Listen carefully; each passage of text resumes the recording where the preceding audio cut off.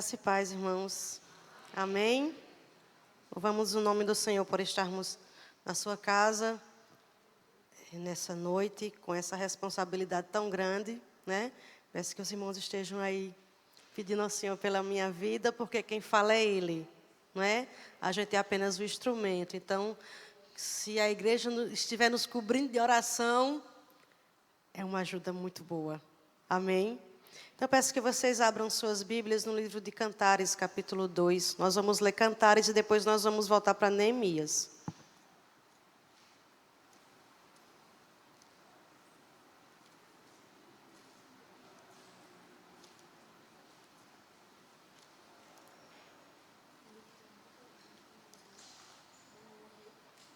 Cântico dos Cânticos ou Cantares, capítulo 2. Nós vamos ler apenas o versículo 15. E depois nós vamos para Neemias, capítulo 4.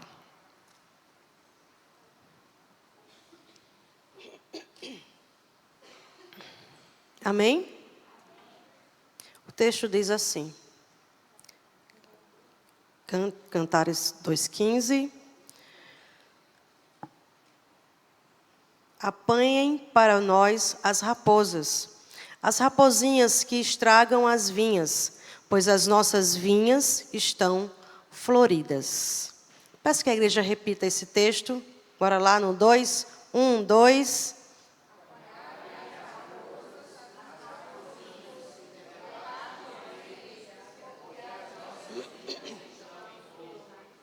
Agora volte para Neemias, capítulo 4. Nós vamos ler do 1 ao 3.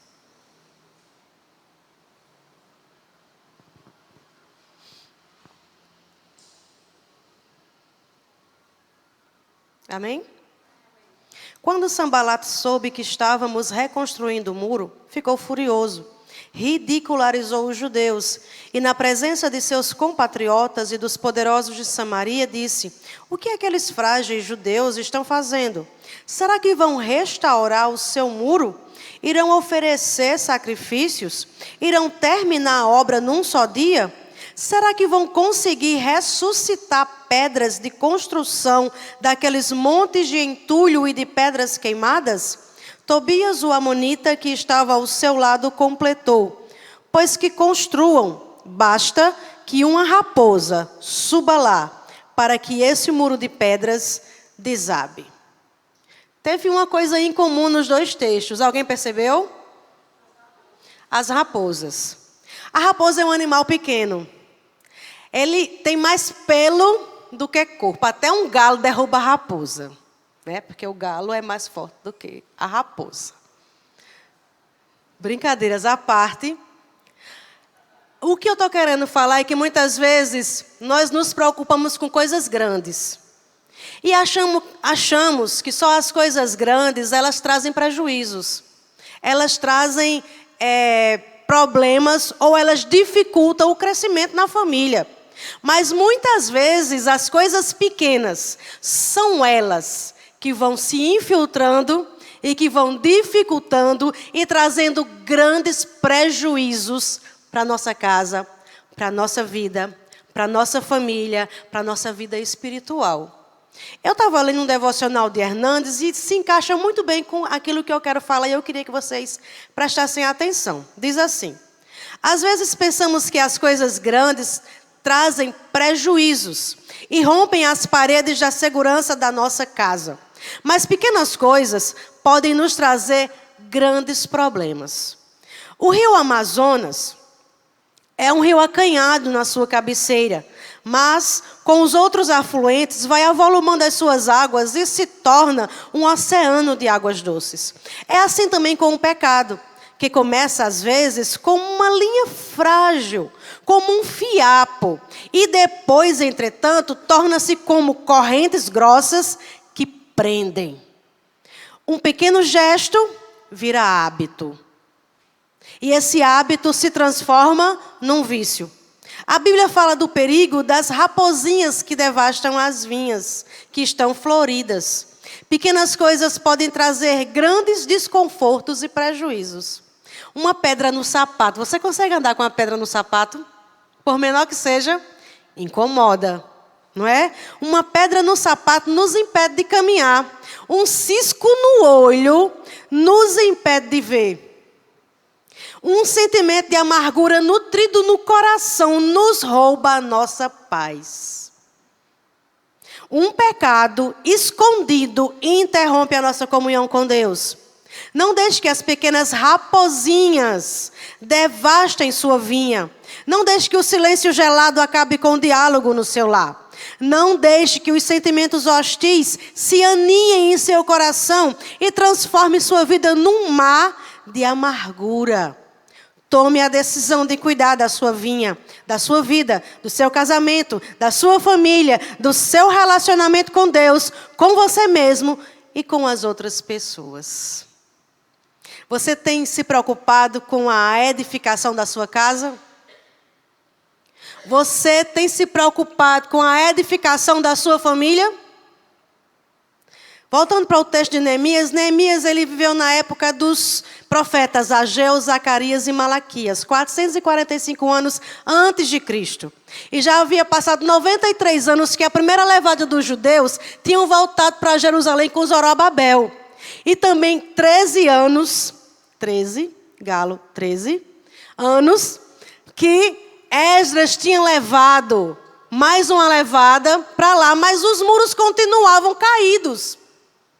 Aí Neemias está lá no palácio, ele servia ao rei, ele tinha uma tarefa importantíssima, ele era copeiro do rei, mas ele não se iludia com aquela posição tão importante. E chega Anani perto dele, e ele faz uma entrevista com Anani. Como é que está aquele povo? Como é que está os nossos? Aquele povo que voltou para Jerusalém, como é que está o nosso povo? Aí Anani vai e diz, olha, eles estão em ruínas.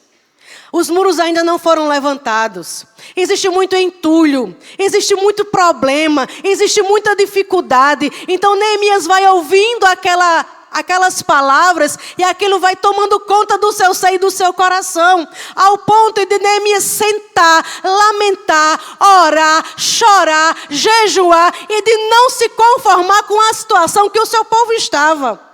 Muitas vezes a gente escuta o lamento da nossa casa, mas a gente é incapaz de orar. Imagina de chorar, imagina de lamentar, imagina de jejuar e imagina de se levantar para fazer alguma coisa. Porque a gente acha que aquela coisinha pequena se resolve com facilidade. E a gente vai encostando e vai empurrando com a barriga.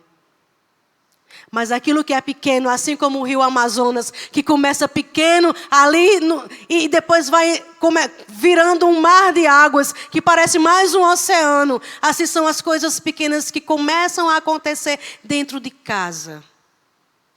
E nós precisamos nos preocupar com a edificação da nossa casa.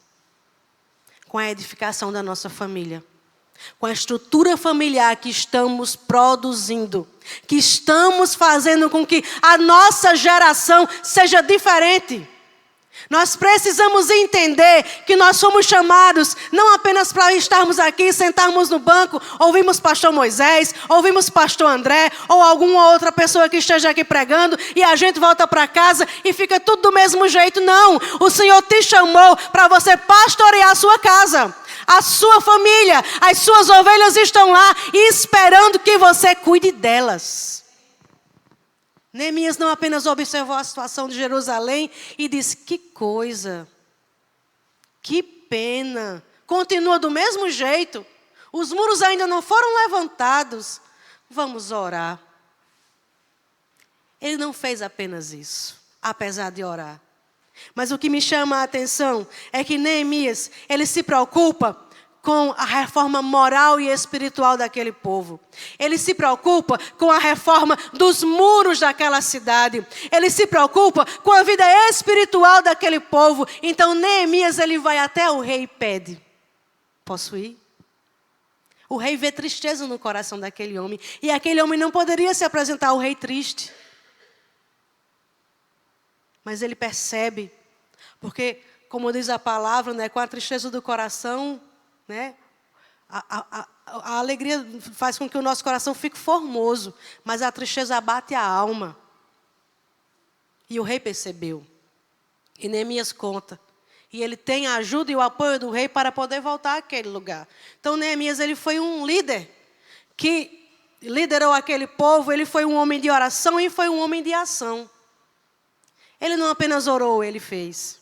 Ele não apenas buscou os recursos do céu, ele foi falar com o rei. Ele não buscou apenas os recursos da terra, ele buscou o Senhor com os recursos do céu também. Neemias foi um homem que teve essa vida íntima com o Senhor. Esse homem que não se preocupou apenas consigo mesmo, porque ele estava muito bem, obrigado. Mas ele se preocupou com outras famílias que precisavam ser reerguidas. Ele precisou com outras famílias que precisavam ser levantadas. Ele se preocupou com outras famílias que estavam sem cultuar ao Senhor. Ele se preocupou com outras famílias que estavam ali talvez perdidas, sem segurança, sem proteção, sem nada. Voltaram para Jerusalém, voltaram para casa, mas ficou nisso mesmo, apenas ficaram sentados e acomodados, como muitas vezes nós estamos, acomodados. Quando podemos nos levantar e reerguer muros para a glória de Deus. Neemias, ao saber do drama de Jerusalém, ele orou confessando a Deus o seu pecado. Nós vemos isso no capítulo 1, do versículo 5 ao versículo 11. Ele vai e diz: ó Senhor, nosso Deus, Deus dos céus, nós temos pecado, mas o Senhor disse que se nós nos arrependêssemos, o Senhor nos colocaria naquela terra. O Senhor nos disse que nós buscássemos a Tua presença, o Senhor se deixaria ser encontrado. E ele começa a falar e a relatar o pecado do povo. E começou a dizer: Deus, eu sei quem Tu és. E começou a declarar a soberania do Senhor. E nós percebemos essa oração do versículo 5 até o versículo 11. Ele confessou a Deus o seu pecado e o pecado do seu povo. Mas ele não apenas orou, ele não buscou apenas os recursos do céu.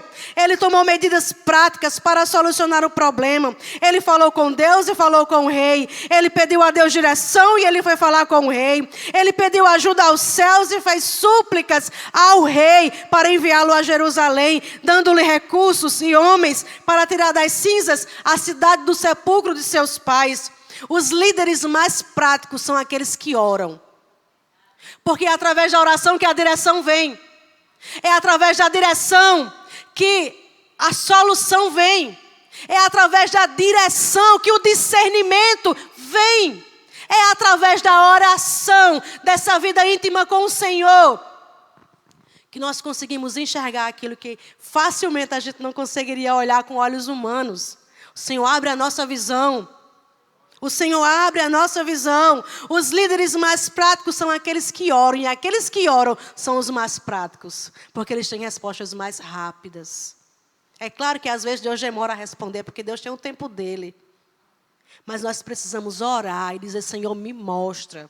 Senhor, fala. Senhor, fala ao rei. Senhor, me ajuda quando chegar lá. Senhor, me mostra o que eu devo fazer. Neemias foi esse homem que fez tudo através da oração e da ação. Ele não apenas orou: Senhor, levanta alguém lá. Senhor, os muros estão assim. Senhor, eu estou indo, me ajuda. Senhor, eu estou indo, levanta o povo. Senhor, que o coração do povo esteja movido para trabalhar também. A oração dele foi assim. Ele foi um homem que liderou com oração e ação. Quantas vezes, irmãos, os detalhes da nossa família não são colocados em oração? As dificuldades, os filhos problemáticos, o marido que não se converteu, a esposa que ainda não se converteu, o trabalho que está tendo alguma dificuldade, as drogas que entraram dentro da casa, a prostituição, ou seja, qual for o problema. Muitas vezes nós dizemos: eu só posso orar.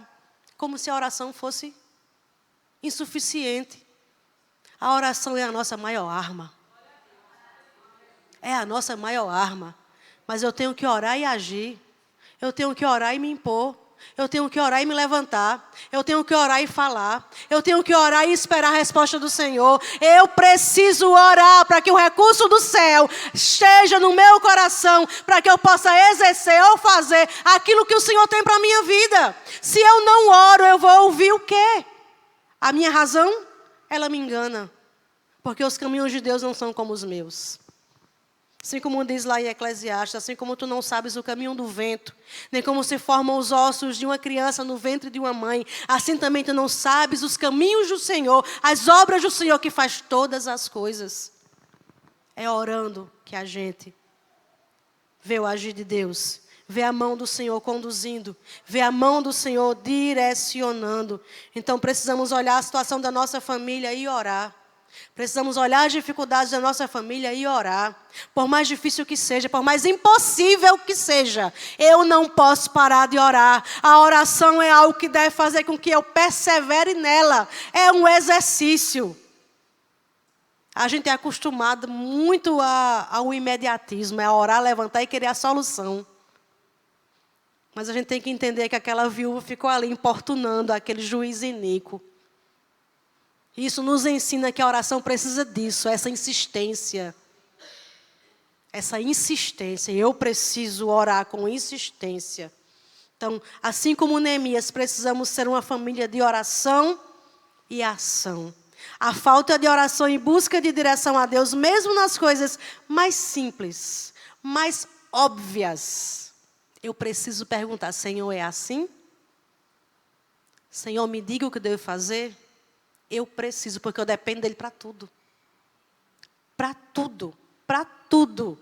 Então, eu preciso saber a direção do Senhor nas coisas mais simples. Então, a falta de oração é uma raposa que tenta impedir o nosso crescimento na intimidade com o nosso Deus e quebra o nosso relacionamento. Então, enxota essa raposa. Bota ela para correr. Quando vier no seu coração aquela vozinha que diz assim, não adianta mais orar, ore, bote a raposa para correr, porque em brechas fechadas, raposas não entram. Não entram. Eu preciso exercer a minha fé. Quantas das vezes, nos últimos dias e nesses últimos anos, eu tenho orado por uma causa e tenho dito, Senhor, muitas vezes eu oro, mas eu não vejo. Mas eu não posso parar de orar. E esses dias, eu estava dizendo ao Senhor, essa semana, eu estava dizendo ao Senhor, através dessa mesma causa, Senhor, até quando? Aí fui ler um devocional de Ronaldo Lidório. Sabe o que dizia o devocional? Não desista das pessoas difíceis. Foi mesmo que dá uma tapa na minha cara. E o Senhor falar assim, continue orando. Continue orando. Continue orando. Continue orando. Porque é através desse exercício que eu trabalho em você e na situação. Porque a gente cresce, a gente aprende, a gente tem experiência com o Senhor. Neemias nos ensina isso. Ele orou em todo o tempo e agiu. A Bíblia nos diz lá em Daniel que o povo que conhece ao seu Deus se tornará forte e ativo. É quem conhece a Deus. É quem conhece a Deus. Porque muitas das vezes quando a gente desiste é porque a gente desconsidera o poder de Deus, a soberania de Deus e aquilo que Ele pode fazer. Ele pode usar pessoas improváveis. Ele pode usar pessoas improváveis. Então, persevere na oração e na ação, assim como Neemias. Mas Neemias também ele foi um homem que liderou pela força e pelo exemplo. A falta de exemplo é uma raposa. Porque de que adianta você falar e não fazer? De que adianta você ensinar, mas você fazer o contrário? De que adianta você dizer assim, vamos reconstruir? Aliás, vá reconstruir. Ali está o tijolo. Ali está o cimento. Ali estão as pedras. Olha ali, ó. Ali tem uma enxada, tem uma pá. Mas Neemias não foi esse homem. Ele não apenas mostrou o que deveria ser feito ao povo de Jerusalém. Ele disse, vamos reconstruir. Venha comigo. Eu estou aqui para ser o primeiro exemplo para você. Eu estou aqui primeiro para te encorajar, para que você comigo levante os muros. Ele foi um homem que venceu e que liderou pela força e pelo exemplo. Já disse alguém que palavras convencem, mas exemplos arrastam. De que adianta eu ter uma eloquência nas palavras quando a minha vida não é uma vida piedosa, não é uma vida bíblica, não é uma vida de santidade. Então aquilo que eu falo se torna algo que você não escuta. Mas se eu me calar e se eu viver essa palavra, vai gritar no seu coração. Porque é isso que faz a diferença. Esse foi o líder Neemias. Ele nos ensina isso. Pela força e pelo exemplo. Porque ele era aquele homem que pegava no pesado, junto com o povo. Ele poderia estar ali apenas dando as coordenadas, as instruções. Ele poderia ser ali apenas o engenheiro. E o povo era o mestre de obras, né, Andressa? O povo era o mestre de obras e os pedreiros. Mas ele era um engenheiro, ele podia dar apenas as coordenadas. Mas ele quis botar a mão na massa. Porque líder que é líder é assim. Ora junto. Busca junto. Chora junto. Levanta o muro junto, chuta a raposa junto. O líder que é líder, ele tem esse amor, essa paixão por aquilo que ele faz. E quando o líder é apaixonado por aquilo que ele faz, ele incendeia aqueles que estão ao seu redor. Ele incendiou aquele povo para reconstruir. Aquele povo estava ali, alguns há 93 anos, outro há 13 anos, e eles não tinham feito nada, mas precisou chegar um apaixonado para levantar o povo e levantar os muros. Que exemplo você tem sido dentro da sua casa? Exemplo de pai, de esposo. Exemplo de mãe, de esposa, de filho, de filha. De servo, de ovelha, de cidadão, de vizinho. Que exemplo você tem sido para aqueles que estão ao seu redor? As pessoas olham para você e veem aquele crente cri-cri? Ou eles veem em você aquele crente apaixonado por Jesus que ama servir? Louvado seja o nome do Senhor. O êxito que Neemias obteve ali, na sua missão, só foi alcançado porque ele foi um exemplo. Sua vida era irrepreensível. Seu caráter era impoluto. Sua conduta era ilibada e seu exemplo era fenomenal. Ele era aquela pessoa que incendiava os corações. Ele era aquela pessoa que fazia com que, mesmo aquele que estava cansado, se levantava e ia trabalhar. A falta de exemplo, ela torna-se uma raposa que devasta a vinha. A vinha é a tua casa. A vinha é a tua família. A falta de exemplo é uma raposa que devasta a vinha, que derruba o concreto dos muros. Porque você acha que o amonita disse, eles estão levantando, né? Se vier uma raposa, derruba. Porque basta um negocinho ali no meio deles para eles se ficar tudo desunido e deixar de trabalhar. Basta uma besteirinha ali no meio deles, uma confusão no meio deles, para que a motivação se acabe.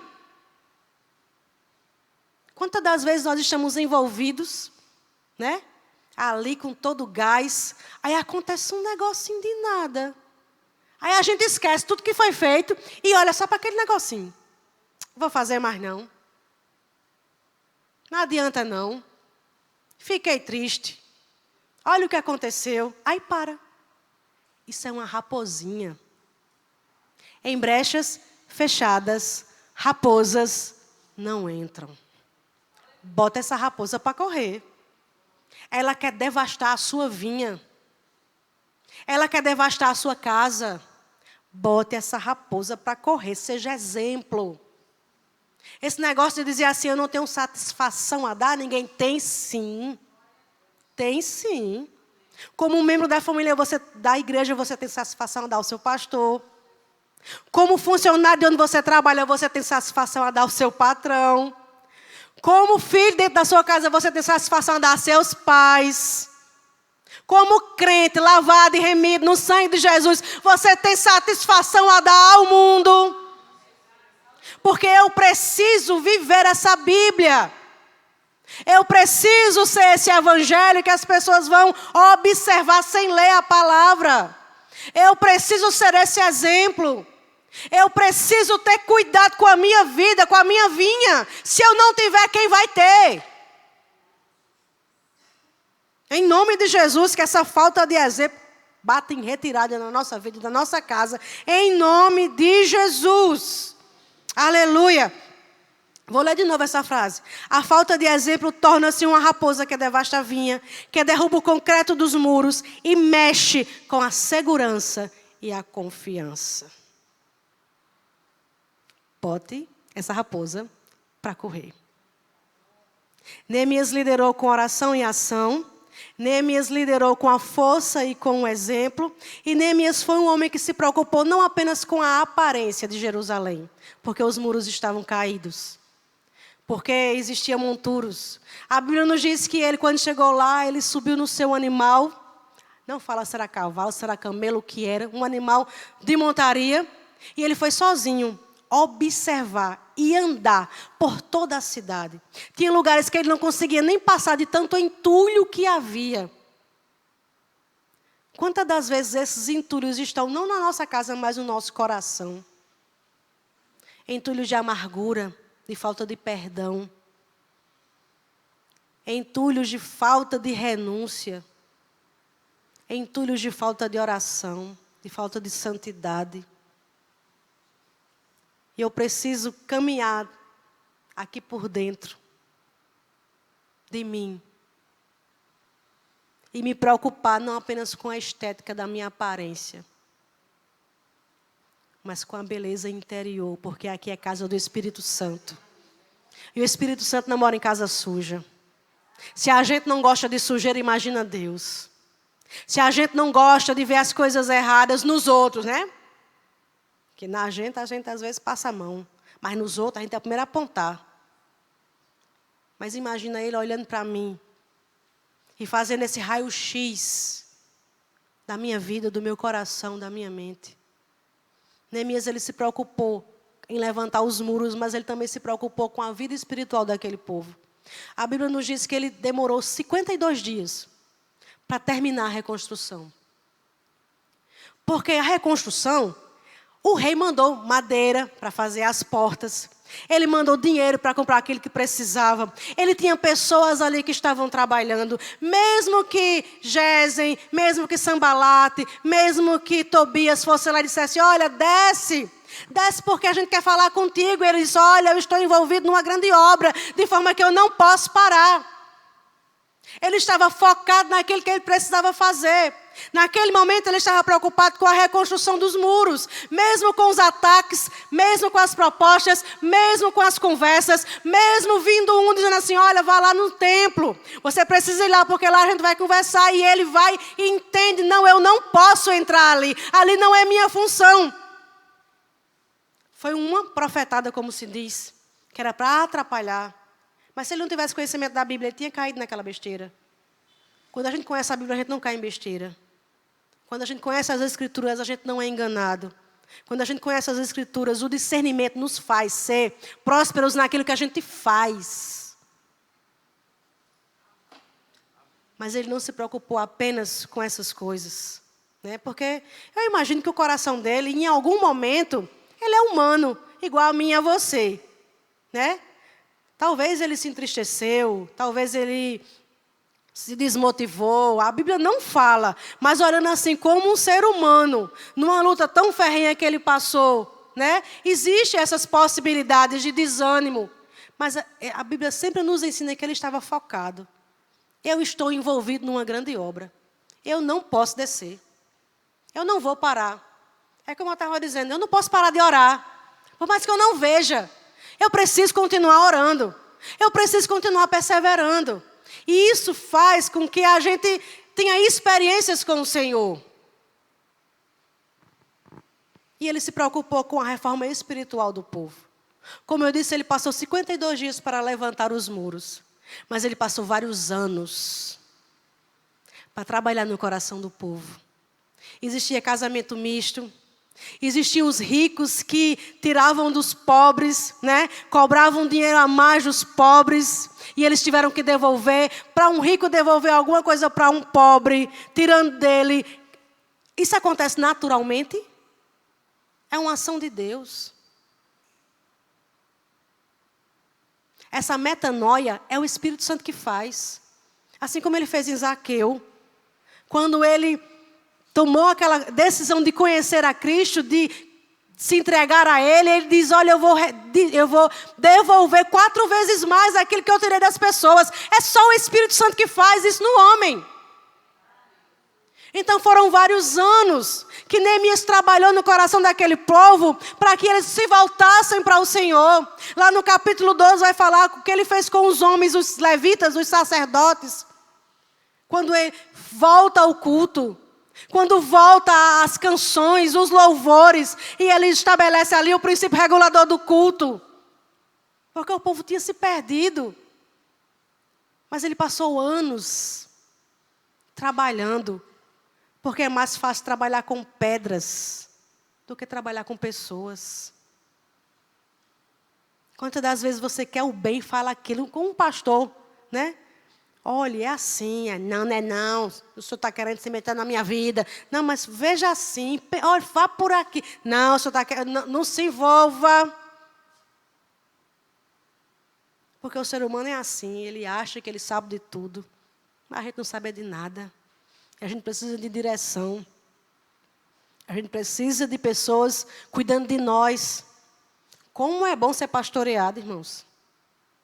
Como é bom a gente ter alguém ali que se preocupa, que ora e que pede a Deus uma direção para nos dar. Como é bom isso. Louvado seja o nome do Senhor. Aleluia. Não é suficiente levantar os muros e reparar as portas da nossa Jerusalém, se não colocarmos também nossa vida certa com Deus. Ele se preocupou com a beleza da cidade, com a segurança da cidade, com a estética da cidade, mas ele também se preocupou com a vida espiritual daquele povo. Neemias liderou o povo numa profunda reforma espiritual. Então os inimigos foram envergonhados, o povo de Deus celebrou a festa do Senhor. O povo de Deus se voltou para o Senhor. O povo de Deus fez o certo para o Senhor. Então, qual é a reforma que você precisa fazer dentro da sua casa? A que ele precisou fazer, ele fez. Qual é a reforma que você precisa fazer dentro da sua casa? Qual é a parede que está lá, cheia de reboco, precisando ser, aliás, salito, precisando ser tirado para ser rebocado? No sentido espiritual. Qual é a parede que está feia? Qual é a madeira que está cheia de cupim? Você precisa se preocupar com a reforma da sua família. Que área o inimigo tem tentado ou tem conseguido afetar que precisa de atitude e você tem estado parado? Neemias, quando soube da situação de Jerusalém, ele parou, orou, lamentou, chorou. Mas esse lamento só foi até ele ter consciência da situação. Logo após que ele soube, ele foi buscar o rei, ele foi juntar o povo, ele foi levantar os muros, ele não deu atenção aos ataques externos, ele não parou a obra, não desceu em meio às propostas dos seus opositores, ele tinha um alvo, um foco e nada tirava ele disso.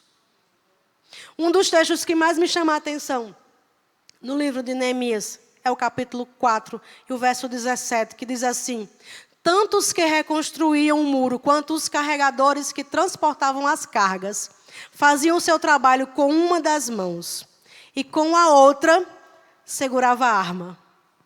Com uma das mãos, eles estavam ali trabalhando, fazendo um serviço pesado. Com a outra mão, eles seguravam as armas. O 19b do mesmo capítulo diz: a obra é extensa, e estamos no muro, muito distantes uns dos outros. A obra é extensa dentro da família. Todos os dias precisa ser reparado alguma coisa. Mas muitas das vezes estamos assim como eles, distantes uns dos outros. Porque o diálogo não existe mais, a conversa não existe mais, o sentar à mesa para fazer refeição não existe mais, o orar junto, o culto doméstico não existe mais. Então, muitas das vezes, nem percebemos que estamos separados uns dos outros. Moramos na mesma casa, dormimos no mesmo quarto, mas nossas metas e sonhos são tão diferentes que parecem pessoas estranhas. A falta de diálogo, de comunhão. Precisamos pôr essas raposas para fora. Valorizar a vinha que está em flor. A vinha é nossa família. Ela está em flor e as raposas estão de olho. Cuidado com as pequenas coisas. Os pequenos detalhes, os pecados, o afastamento de Deus e de sua casa, da sua obra e do reino. Cuide de sua família. Esteja com as mãos ocupadas. Com uma das mãos, faça seu trabalho, sua função na família. Mas com a outra mão, segure sua arma, sua Bíblia, sua vida espiritual, a palavra. Persevere na comunhão com Deus dentro da sua casa. Aleluia. Louvado seja o nome do Senhor. Não queira mudar apenas quando as coisas grandes acontecerem. Quando a separação vier. Quando o filho se desviar.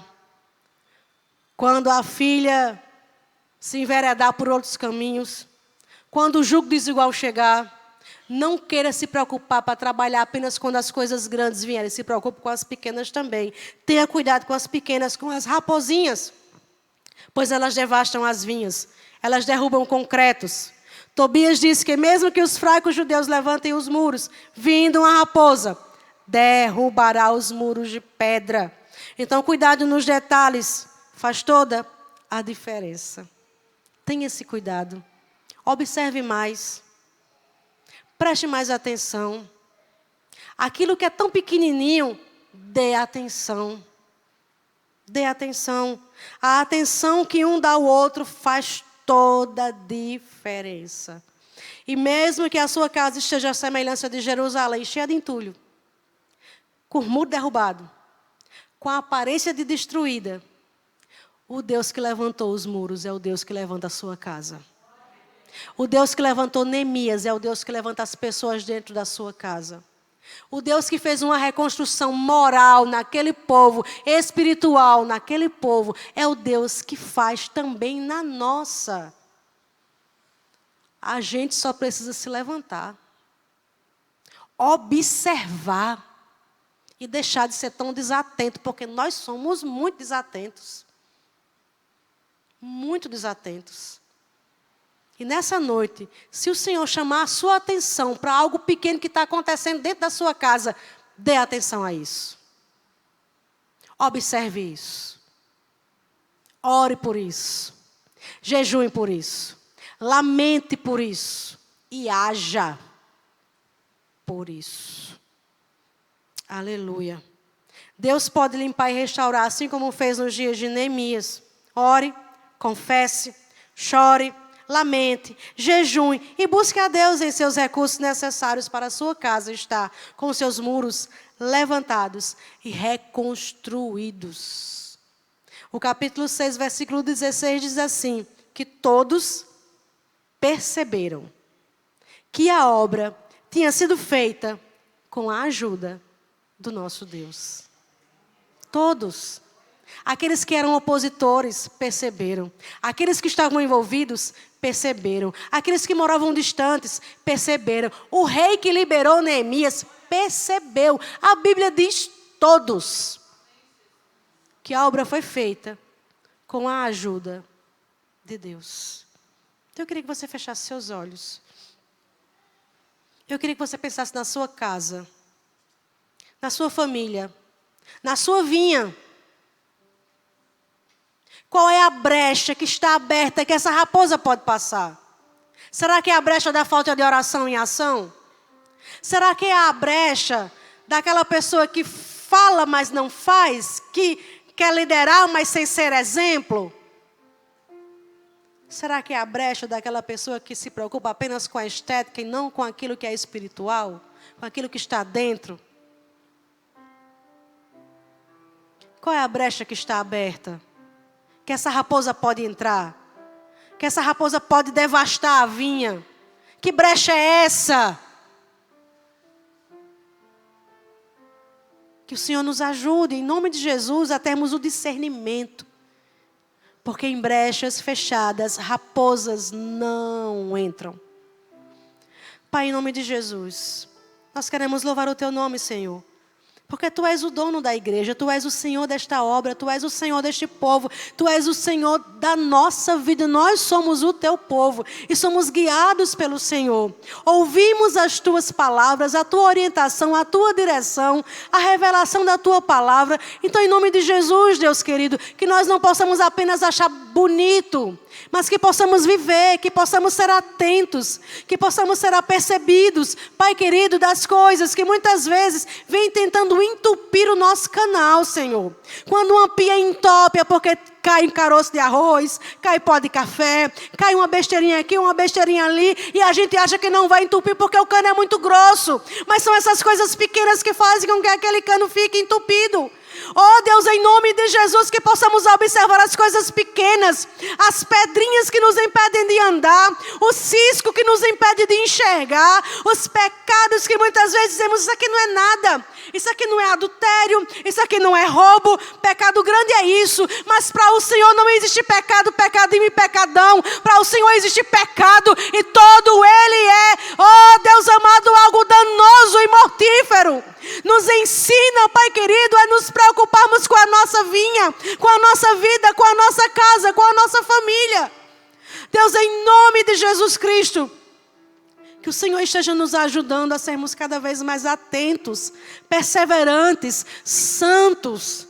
Que tenhamos mais discernimento, que tenhamos mais disposição, coragem para trabalhar, para se entregar. Oh Deus amado, que as nossas mãos estejam ocupadas. Deus, porque quando estamos ocupados, Pai, aquilo que tenta nos tirar, Senhor, do foco, ele não tem sucesso.